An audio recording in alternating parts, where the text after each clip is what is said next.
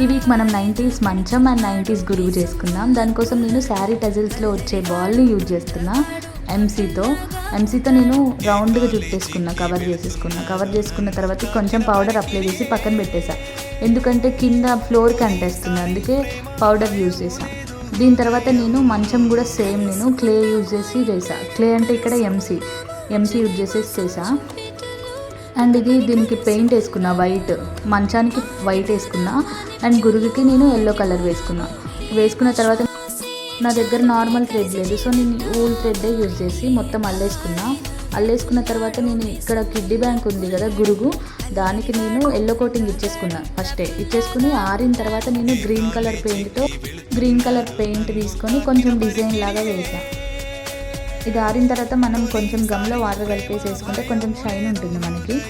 ఎలా ఉంది, మీకు నచ్చితే లైక్ చేయండి, నచ్చకపోతే కామెంట్ చేయండి. Thank you.